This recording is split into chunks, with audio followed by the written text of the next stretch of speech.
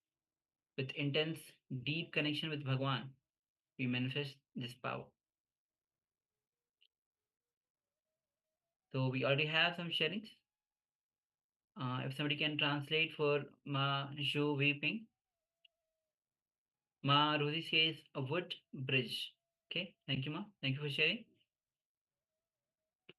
Yes, requesting all participants, please share what was revealed to you in your third eye for this second round of the power manifestation, the power of third eye vision.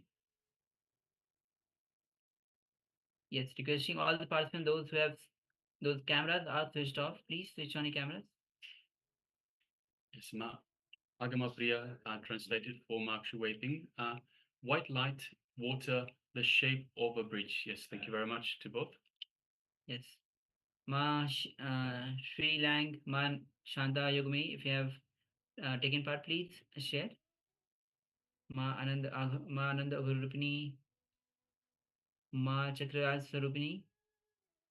Okay, we have sharing from Ma Sri Lang. She says hills, grass, and stones. Great. Thank you, Ma. Thank you for sharing. Ma We Win Me. If you have taken part, please do share. Yes, we have Ma Ananda Agora Rupini that shares brown, white, green, light yellow, blue, light blue, people, animals, sunset, red, boats, rivers, and fishing nets. Yes, thank you very much for sharing, Ma. Yes. And all the participants on YouTube, you can also start sharing what was revealed to you through your third eye. In a few moments, we'll be actually projecting the image that we showed before.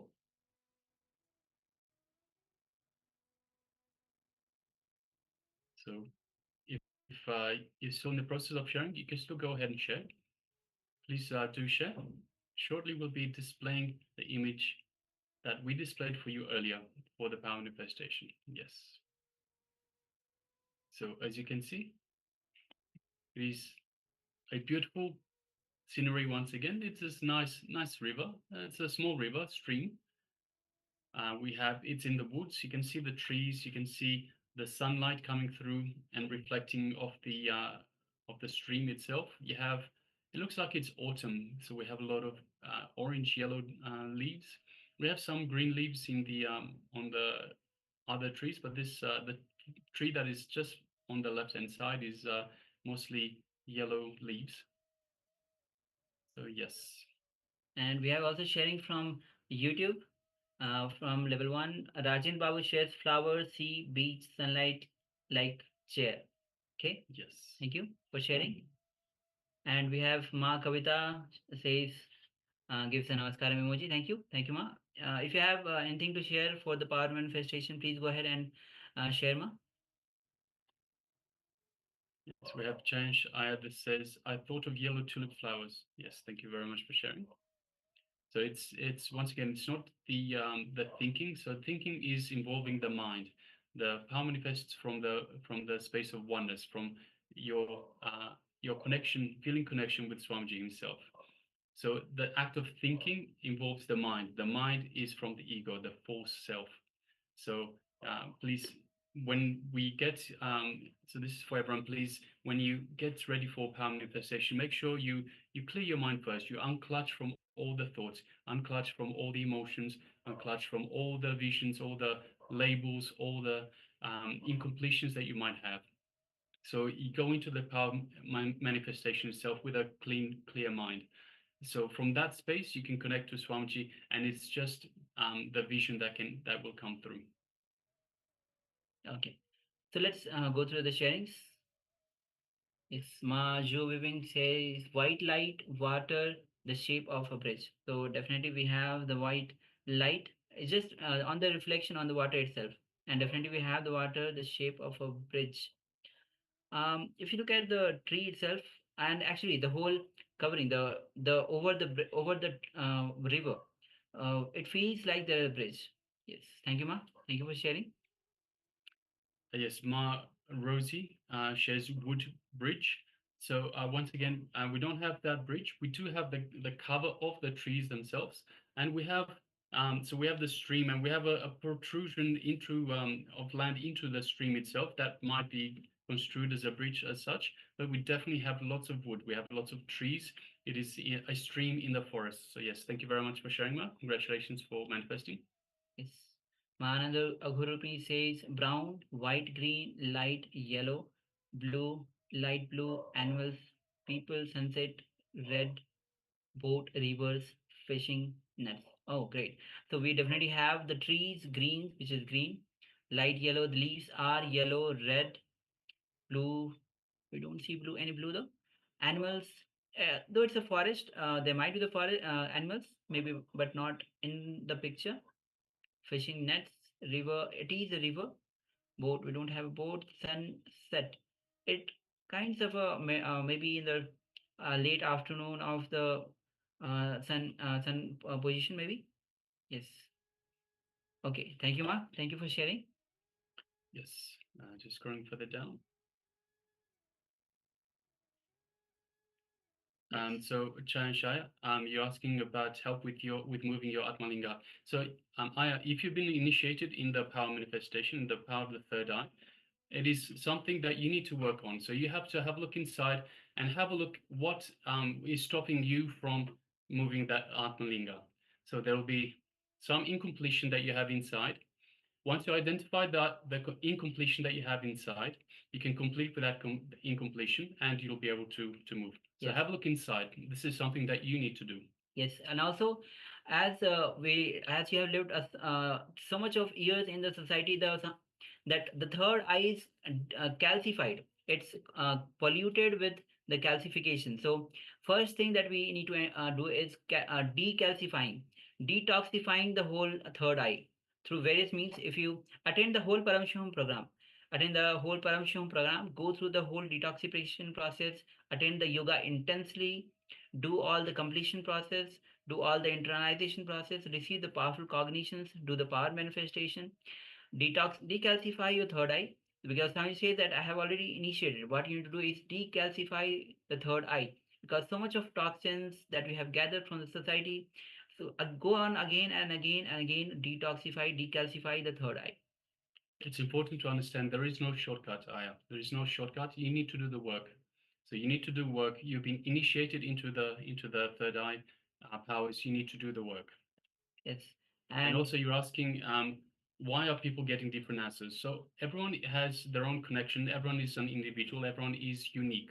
So we don't have copy and paste here. We don't have Mr. India, Miss India, copy and paste. Everyone is unique. Everyone has their own experience, their own expression, and everyone has their own connection to Paramashiva.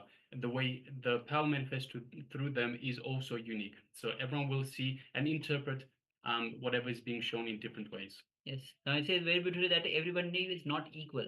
Everybody is unique. So it is when you manifest the power, you actually your connection with Swamiji. It is how deeply you connect to Swamiji, and that way you will be able to manifest the power. So again and again, chant Mahavakya, connect deeply with Swamiji. So, Jayesh, I suggest so you've come to last season 2 days as well. Come from the very start of the season and stay for every single day. If you don't come to every single day, especially the first few days, this is where you start building on all the information. You start building on all the power manifestation, how to do things. You need to start and get a good grounding from the very first day. So you need to understand what we are doing, why we're doing. So, for example, detox, as we was just mentioned, why we're doing detox, why we're doing yoga, why how we running this program for you, and you have to do every bit of the program sincerely. And this is how you get benefits. Just coming now and then, as you've done. So right now you've come. I haven't seen you for this program from the start of this program. I've seen you a couple of times from the previous program. You need to come to every single program, every single bit of the program to get the full benefit. So, and especially the very start, to get the grounding, to get the base understanding for you to get the full benefit. And Swami says very first day in the Parameshwaram that give your full effort. Whatever effort you have, give full effort throughout this Parameshwaram program. Okay, and we also have one more sharing from Ma Sweeling. She says hills, grass, and stones.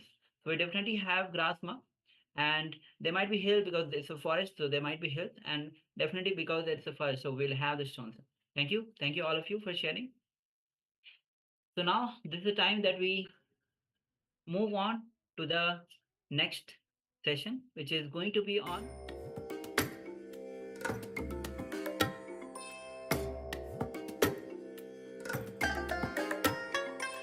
I bless you all. Let you all open all your three eyes and manifest the powers of Mahasudashiva. Om Nityananda Paramashivoham. Om Nityananda Paramashivoham. Om Nityananda Paramashivoham. Om Nityananda Paramashivoham. Om Nityananda Paramashivoham. Om Nityananda Paramashivoham. Om Nityananda Paramashivoham.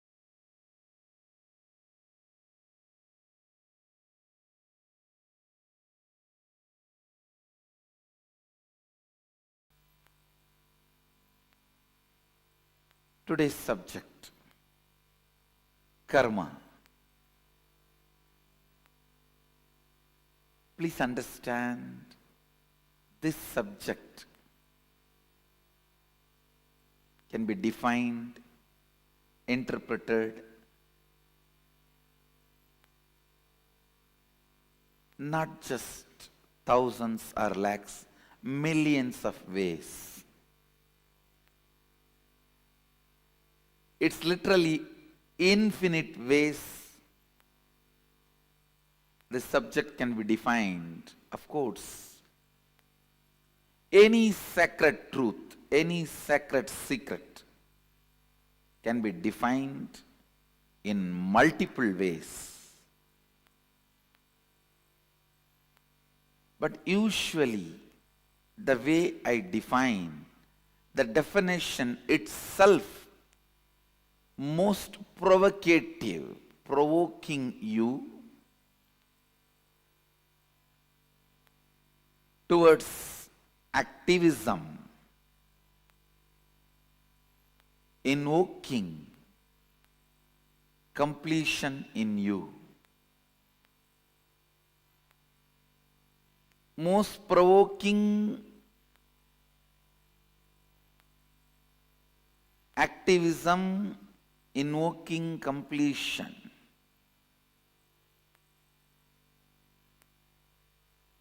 This is actually the definition of the way things should be defined. Definition of definition. How something should be defined. It should be provoking you towards the truth. It should be provoking you towards activism, towards truth. Understand,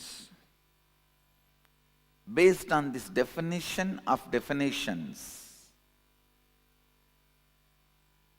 I'll define the word karma. Please listen. Listen carefully. Any thought current or thought pattern in which you are stuck is karma. Listen. The thought current or thought pattern, any thought current, any thought pattern in which you are stuck is karma. Stuck thought current, suffocating thought current, suffocating thought pattern, suffocating thought trend is karma. apply this one line definition in any zone of your life or any dimension of your life. Karma and incompletions are different. I can say that karma is the side effect of incompletions.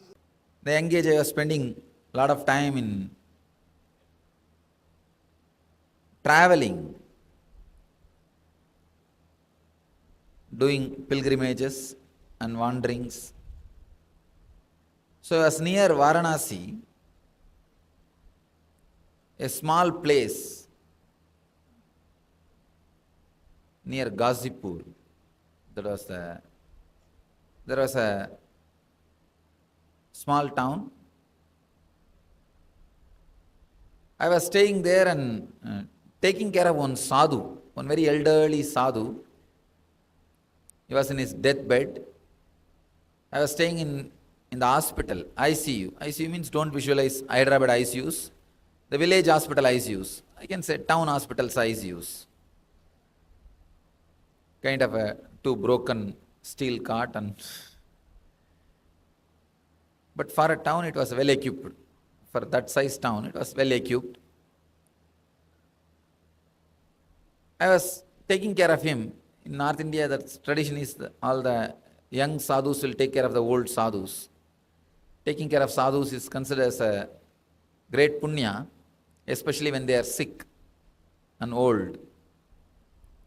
I was taking care of this sadhu. At that time,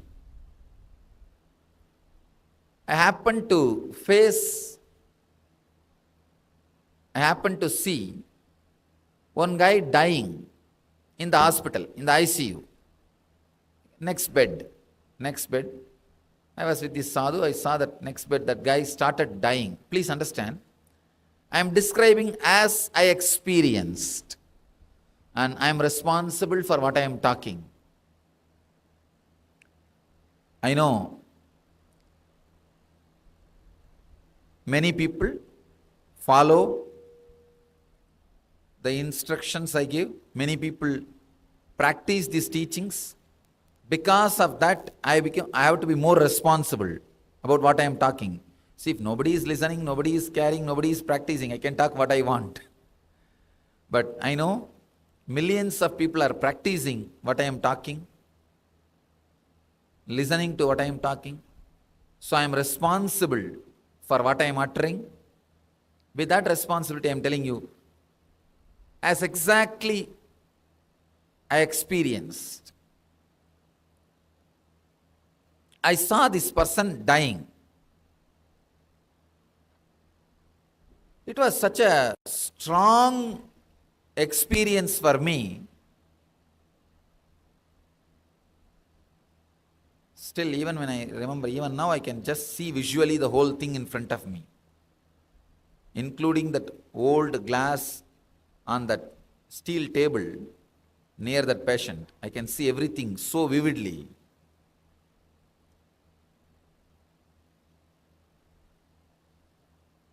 That guy he started dying.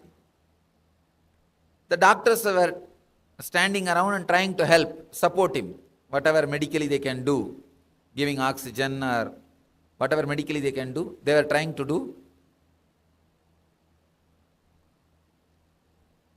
But of course, they were not able to save him. He started leaving the body. First time, I was seeing death directly. In the young age, I saw my old grandmother dying, but I didn't have the vision or the spiritual experience to see what is happening in the being. Here, I was able to see very clearly what is happening in that being. But I was not able to help. I was not able to do any help to that person. But I was able to see what was happening. In few minutes, I saw that that person's soul was not able to tolerate that pain. It just dived into coma. Means like see, in your system, you have an automatic painkiller mechanism. That is a coma. The pain is too much, you fall into coma. That's a kind of an automatic painkiller mechanism. It's not that you will not have pain, you will not feel the pain. When it becomes too much, like a sound, if it is too less, you can't hear. If it is too much, you can't hear. The frequency is more, you can't hear. The same way, the pain is beyond certain frequency, you push yourself into coma. You can't experience it anymore. You can't see anymore. I saw that person just jumped into coma. The moment he fell into the coma, his being, his soul started leaving the body. See, because he fell into the coma, all his old engrams, samskaras become alive, awakened. It's like when you fall into the dream state, all your desires will be awakened. Desire, fear, guilt, everything will be wildly playing on you. You can see very clearly. Sometime early morning, if you wake up, the moment you wake up, if you remember, just few moments before, because you are not aware of yourself, you are not aware of the self was not alive, individual and clear, how your fears were possessing you. For example, if you had the dream like you are running, escaping from a snake or elephant, you can see very clearly, the moment you wake up, how the whole thing is empty, but when you are in that coma stage, how it was looking really like a reality, truth. I saw very clearly, same way, that soul dropping into the coma, and all the desires, unfulfilled desires, just become alive. See, when you don't have logic, the individual awareness, you will not see the difference between the dream state and waking state. That is why kids, till they develop the logic, if they feel hungry in the dream state, they will cry in the waking state. Whatever they experience in the dream state, they will feel in the waking state. They can't differentiate between the dream state and waking state. The dream, if they feel that somebody has beaten them or some problem, they will be crying in the waking state. They can't see the difference. If the logic is not sharp enough, if the individual awareness is not there, in Sanskrit we have a word, pratyagatma chaitanya jakratam, means individual awareness.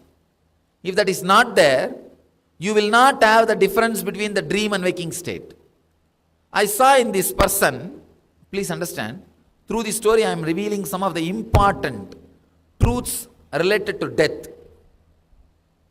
And I am responsible for all the words I am uttering. I will answer all your questions related to the subject I am talking. Any doubt you have, you can note down and write a question. The next session I will answer.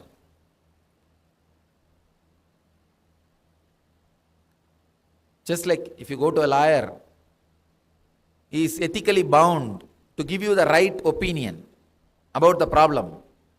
So an enlightened being is ethically bound to tell you the truth exactly as it happens about the cosmos, the cosmic questions like a life and death and everything.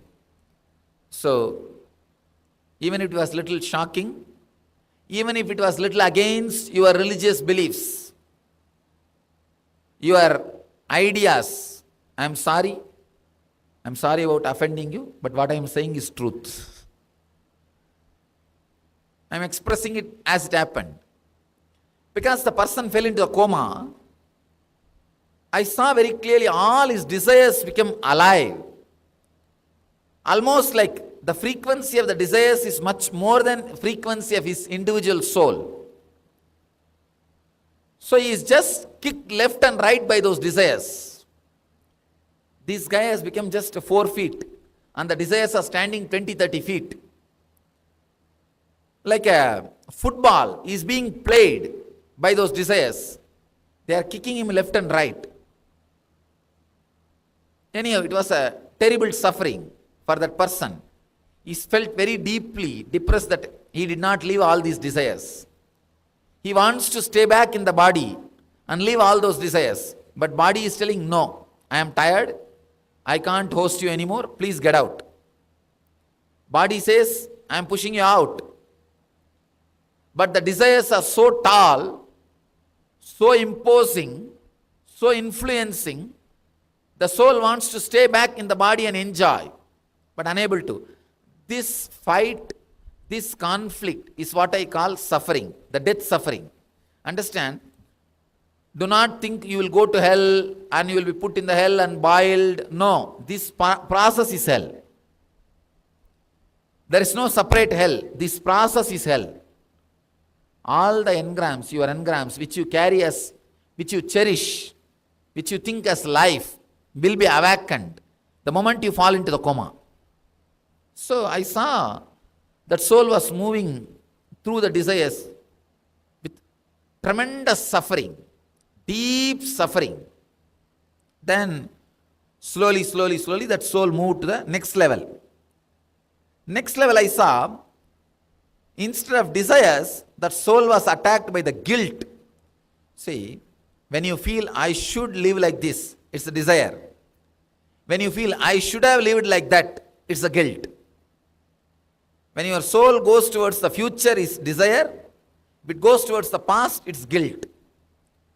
I saw the soul getting caught with a deep guilt. Oh, I should have done this, I should have done this, I should have lived like that, I should have finished that fellow that time. I did not fight properly, I did not do this properly. You can see even now in your life. Morning, if you finish your fight in the house and go to the office while you are working, all the points will come. Oh, I missed this point. I missed that point. You will prepare your notes and come back in the evening. The moment you enter the house, shoes will fly and start the session again with all the points which you remembered. And again, when you are in front of the spouse, in that heat, you will forget 4 or 5 points to answer. So that night, while you are in the bed, you will start taking the notes. Next day, you are ready. Anyhow, the guilt of that person was so strong that soul immediately wanted to go back to that body and want to relive all those incidents as he wants. Wanted to redo everything. But body says, no, I am tired, get out. And with that load, please understand, when that soul was going through every desire, the stress on that soul was getting increased. The load was getting increased. Then that soul started moving towards the guilt. Then again more load getting added. This load is what I call karma. Please understand. When you go through the desire or guilt, all the load happens on you. All your decision, no, I did not live that way, now I will live. I did not do this, now I will do. All those decisions you make is your prarabdha with which you assume the next body. Please understand. Your life is not direct result of your past actions. It is your decisions made about the past actions is this life. For example, last life, you gave 100,000 rupees to somebody, or you cheated 2,000 rupees from somebody. You killed 2 people. You saved 10 people. Your life in this life is not totality of all those actions. Your decisions about all those actions. For example, you see, oh, saving gave me so much of joy. This time I will save 100 people. Oh, killing gave me real joy. This time I am going to give 100 people.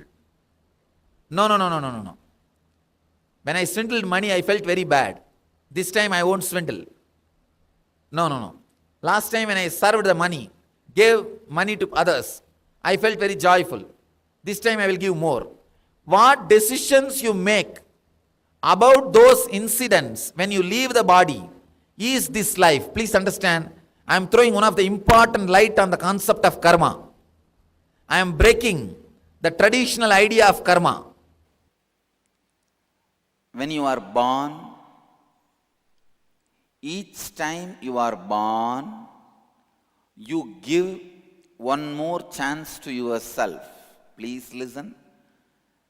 God is not giving one more chance. There is nobody else Giving you one more chance. You give one more chance to yourself.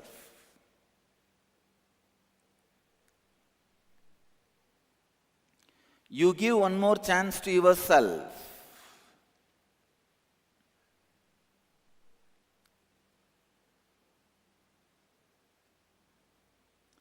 When you give one more chance to yourself,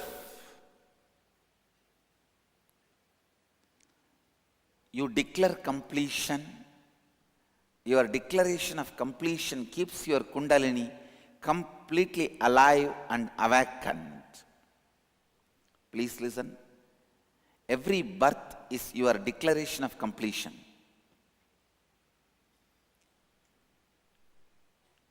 Every birth is your declaration of completion. You decide, come on, I declare completion. I will now work from completion, from the space of completion.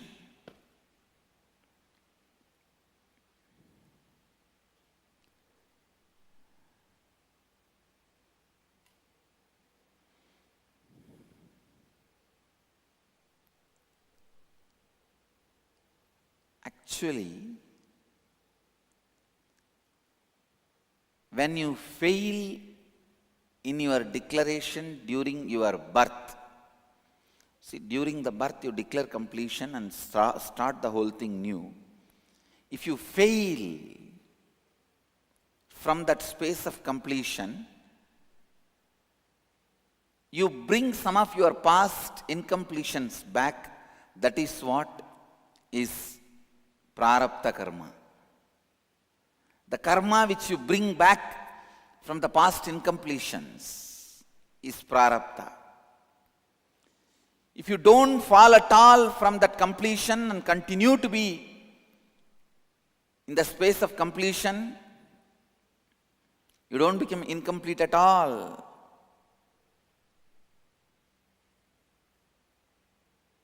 Then I can tell you, you are an incarnation.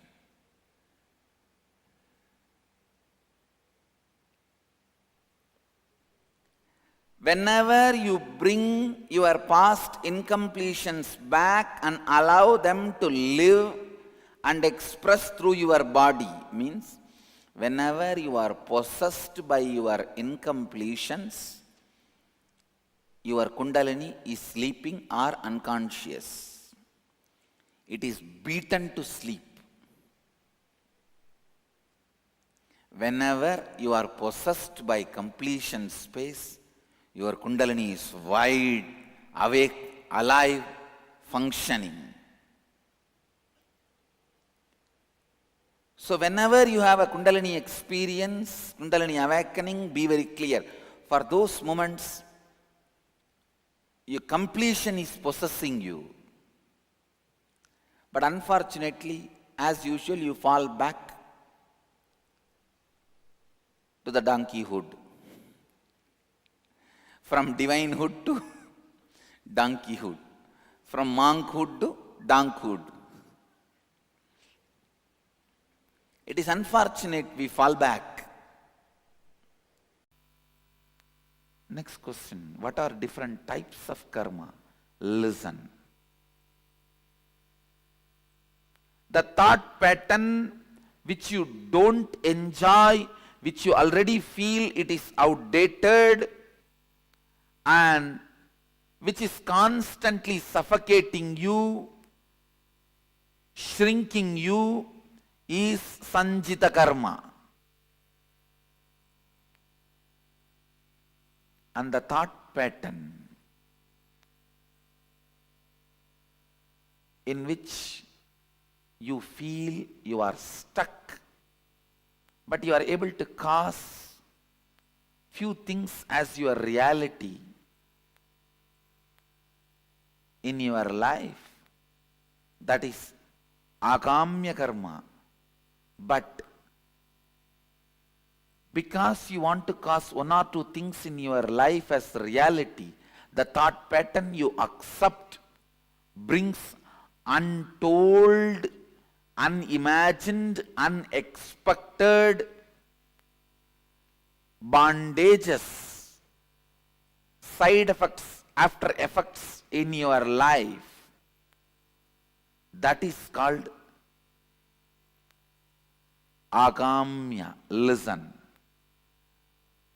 Husband is a person who stands by you during all the troubles, tortures, sufferings, pains, which will not be there in your life if he is not there. That is the definition of agamya karma. You try to cause your reality in one dimension of your life, and you accept certain thought current, thought pattern into your lifestyle, which causes multiple other suffocations and bondages. Unimagined, unexpected, untold, unbriefed.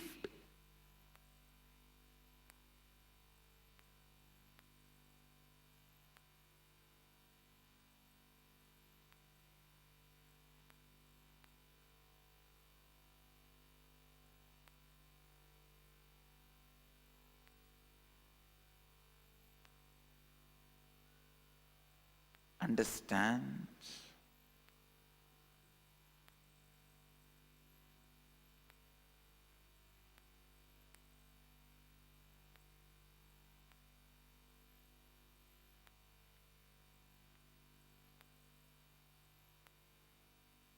Just because you want to own a home, sometimes you get stuck in the home for next 40 years paying your bank home loan.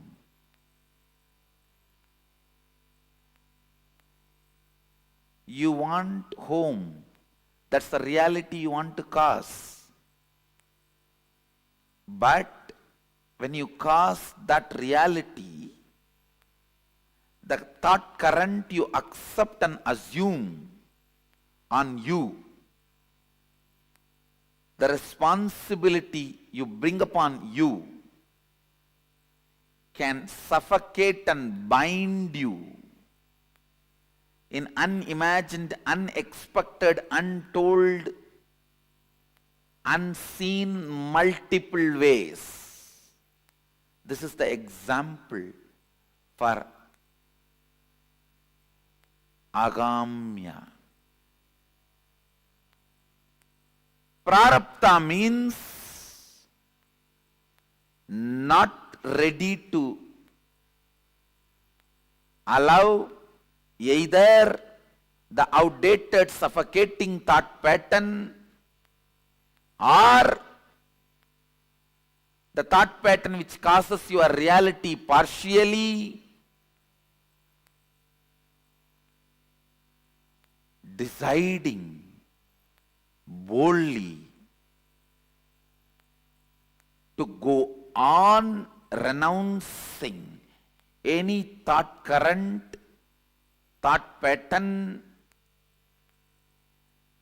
even if you suspect them that they are not going to cause your reality completely. If you go on discarding, the discarding will become a lifestyle. That discarding thought pattern, thought trend, thought current is prarabdha.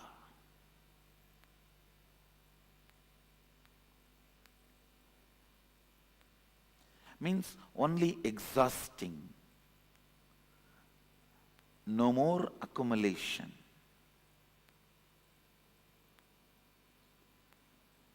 Waking up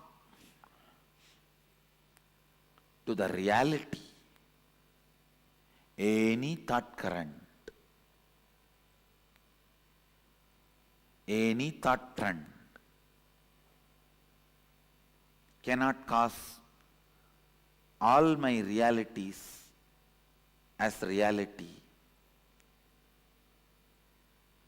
Coming to that understanding and waking up to that reality is enlightenment.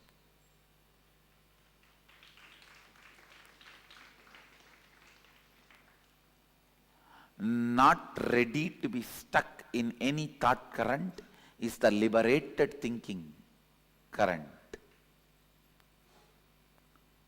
Not ready to revere, honor any thought current is liberated thinking current. Not ready to honor, revere any thought current is completion. Not ready to honor, accept, revere any thought current is perpetual completion. Not ready to accept any thought current as a lifestyle is perpetual completion.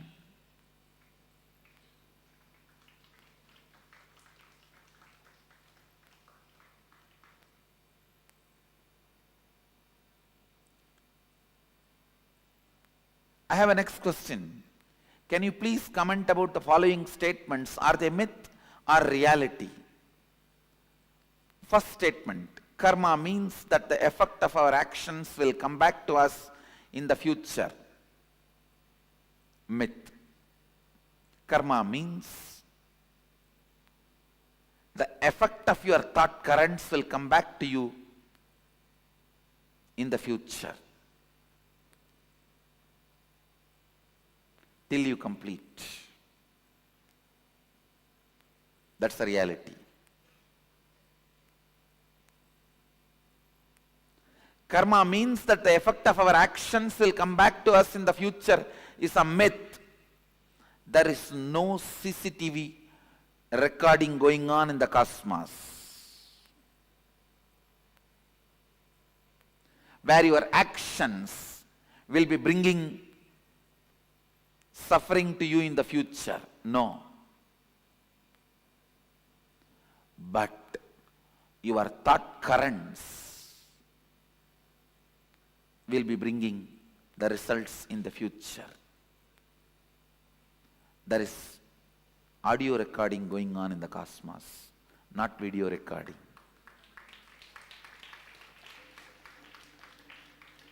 Video recording means your actions being captured.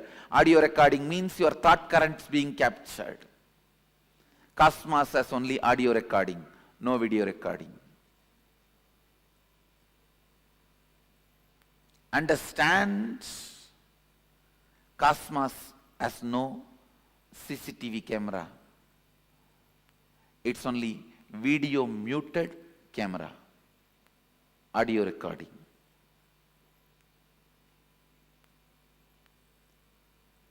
A video recording getting punished is a cheap, childish. God is not interested in that game. God is not playing the game of the judge. And there is no such thing as you will be judged, weighed based on your actions. That is childish, too childish, immature. If God is supposed to do the job, you don't need God.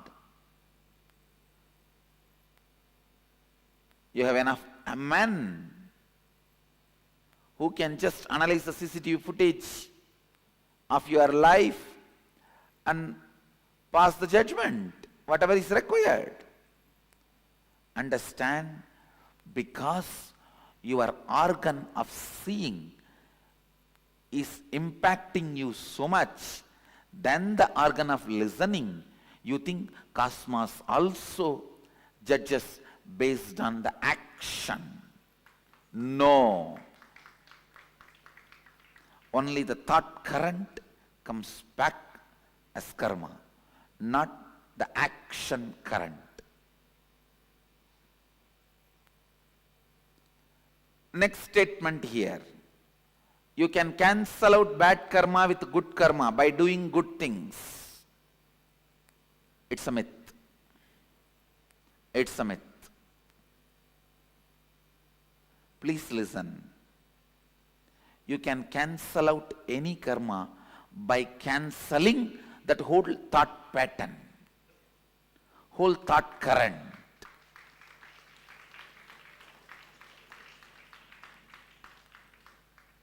if you are not able to give up even one small parts of your thought current and cause even parts of your reality, that is called bad karma. If you are able to break and give up on parts of your thought current and make parts of your reality into reality, that can be called as good karma. If you are able to break the whole thought current and go beyond that thought trend, it is called completion.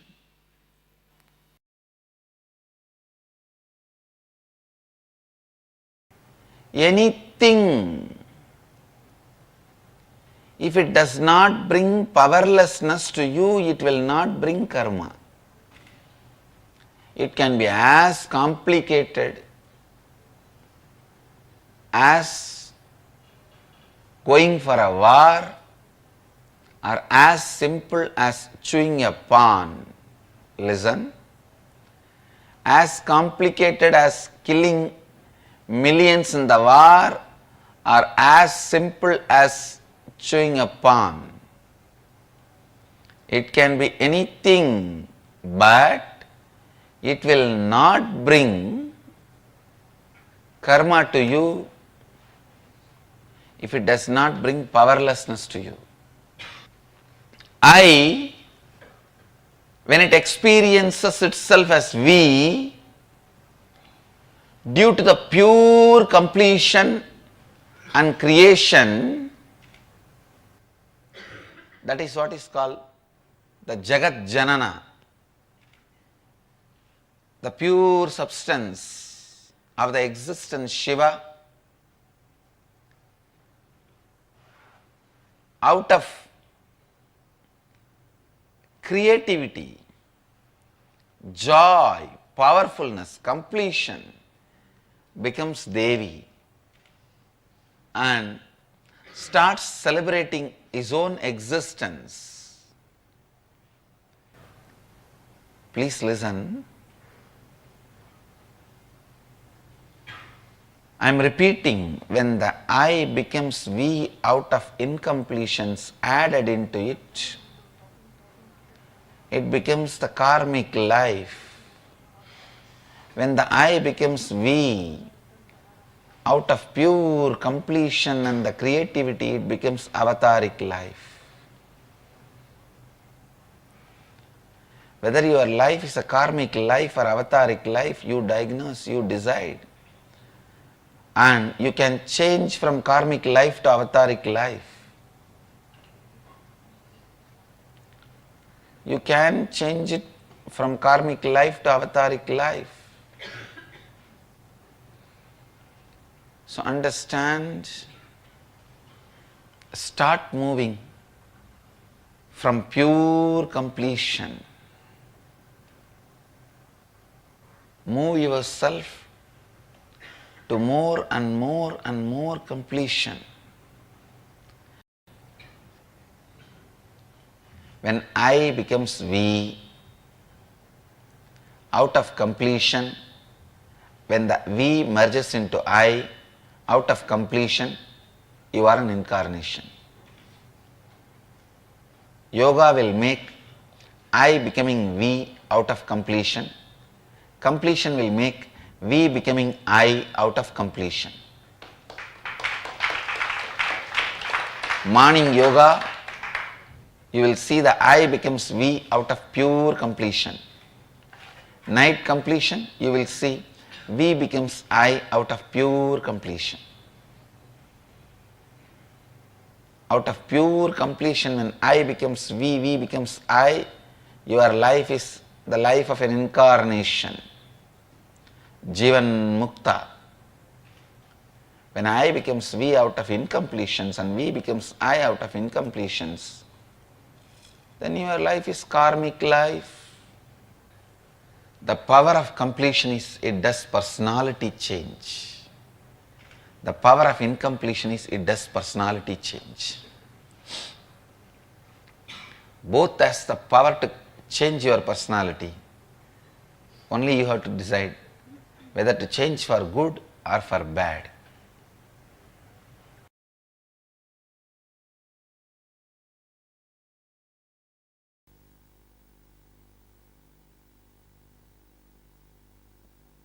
Karma is an unfulfilled action, unfulfilled engram.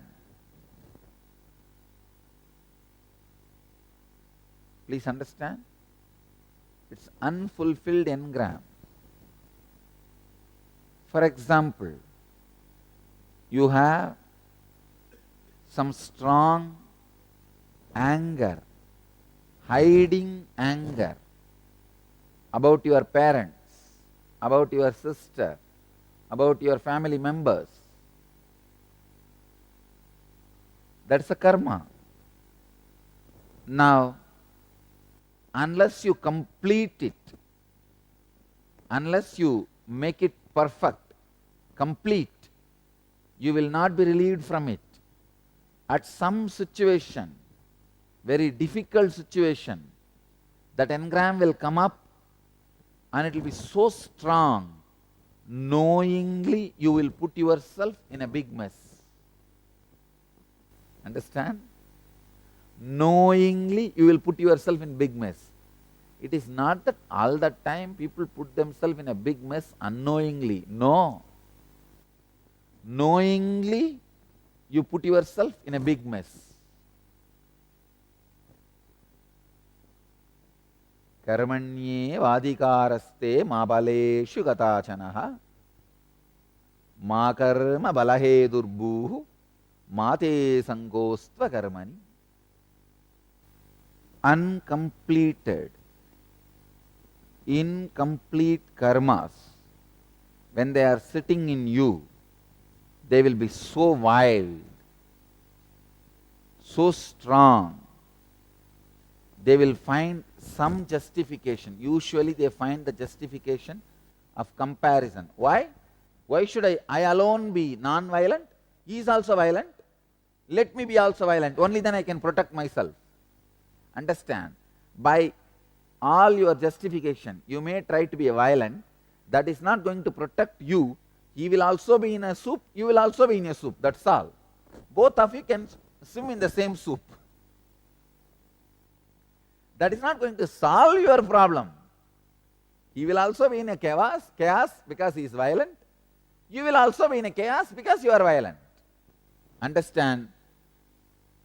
Minus, plus, minus is not plus in the cosmic law.